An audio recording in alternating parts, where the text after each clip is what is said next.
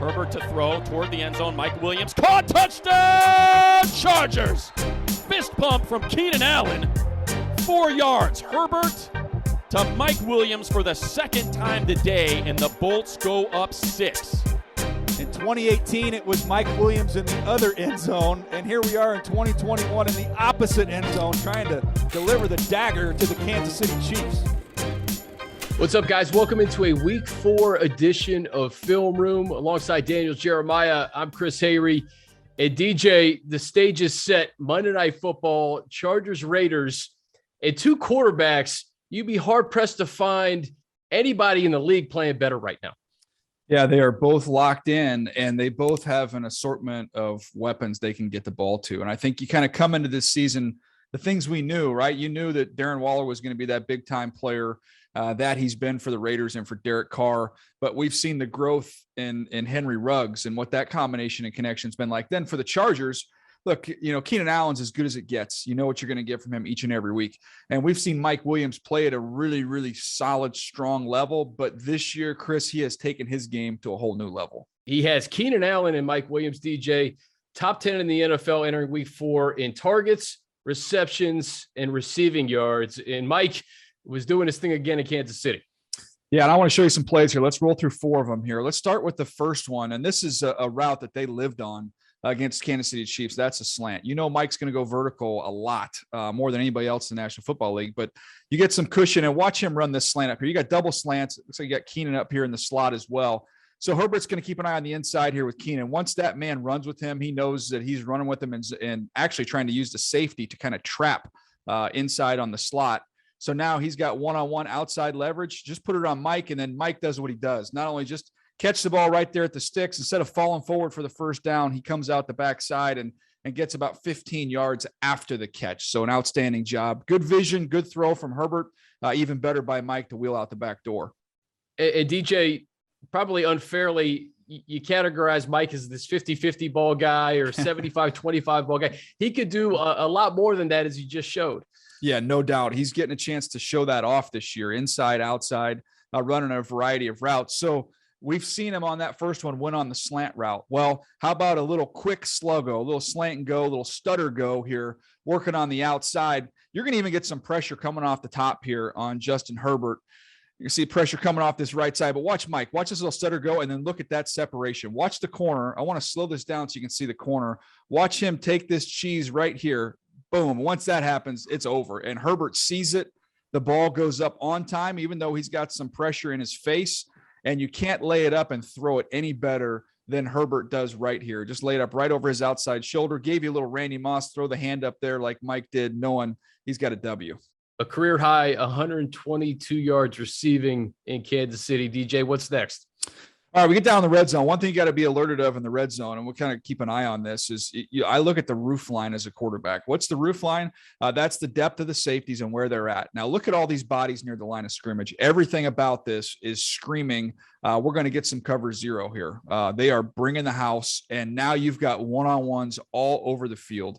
So look, surveying the field here, he looks at all these matchups and he feels like I've got press out here on Mike Williams on the bottom. They're blitzing right off Keenan. So I've got Honey Badger over the top of him, but he knew exactly where he wanted to go. Shows you the confidence, and then just get the ball up. If you can just get the ball up, Mike's going to win. And he's able to locate it down the field, adjust off that back shoulder for a huge catch.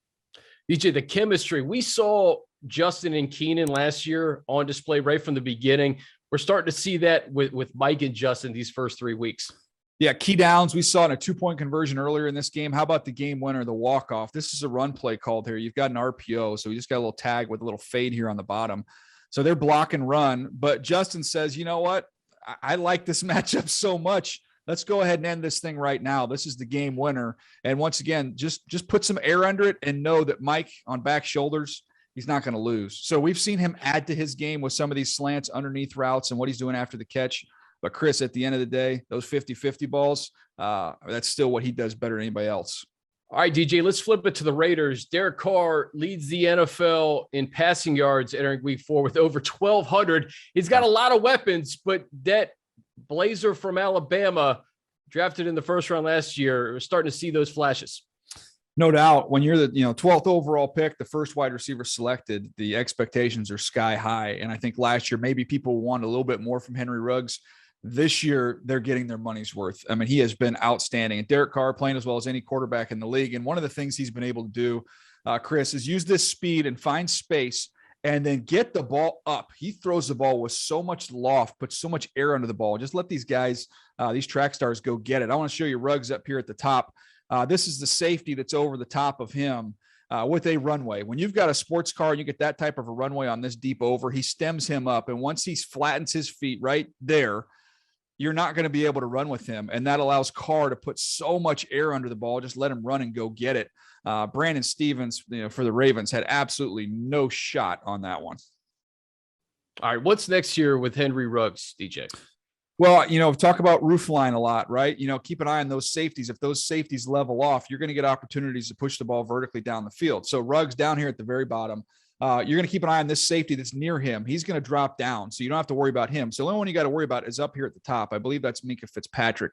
And he's shaded over towards Darren Waller because that's been their go-to guy. But once he settles right here, Derek Carr already knows if he's settled, there is no way if I put enough air under this ball that he's going to be able to catch up with Ruggs. So he gets this ball launched. Look at the air he puts underneath it, and Ruggs just runs right through it. So if you settle your feet and you're playing a lot of single high safety, you're going to have a tough time against this group because it's too much speed. And Derek's gotten very comfortable lofting that ball up there and letting those guys go get it. Yeah, you got to account for Henry Ruggs' speed. Another big play here against Miami last Sunday.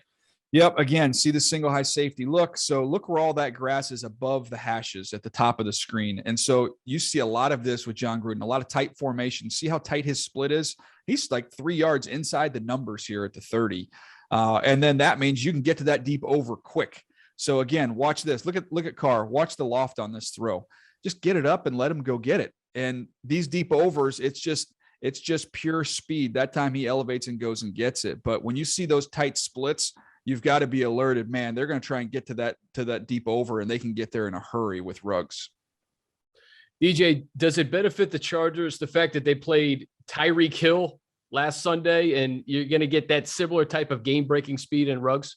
Well, all these clips, if you notice, again, lots of single high safety. The Chargers like to play with those two high safeties. We saw that last week, really kind of put a lid on that offense. Do not give up explosive plays, do not let the ball sail over your head. It's a lot easier to get that accomplished when you've got two high safeties. Now, the challenge is, they're going to be able to run the ball a little bit, and will the Raiders remain patient? Something the Chiefs, I think, got away from in that game. That's going to be part of the chess match. But I want to give you one more here to just show you how you've got to be dialed in and locked in every single snap. You cannot get lazy. You cannot get careless. This is Ruggs in motion right here. Look where it is. That's third down. You see where the sticks are. This is third and short. You have got to be focused and locked in. Watch. You see motion. You're not looking at him. You're not paying attention. You assume he's coming all the way across the formation. And now you get a little reverse motion here. Boom, foot in the ground. And not only is that a first down, he's got a chance to get his shoulders squared. And once he gets his shoulders squared, you're in a catch-up position, and it's tough to catch up to a guy who runs in the 4.2s. DJ, finally, the AFC West, we're talking about a division with Patrick Mahomes, Teddy Bridgewater's 3-0, but the guys we're going to see on Monday night, Herbert and Carr, can you just put into context how well they've played through the first 3 weeks? Yeah, you know what? They're dialed in. I think that the phrase that I would use with both of them is selectively aggressive. When they get their shots, they are taking it. They are, when they see matchups, when you see flat safeties, you can go take your shots. They're doing it, and they're hitting those throws. They're being very, very accurate and efficient on those, but they haven't crossed over to being reckless. And that, to me, is the key. Be selectively aggressive. When they're there, take your shots. Don't force things. Don't go broke taking a profit. Take the little completions that they're going to give you. When you get your opportunities down the field, you make them count. If you want to see more content like this, check out the link right here.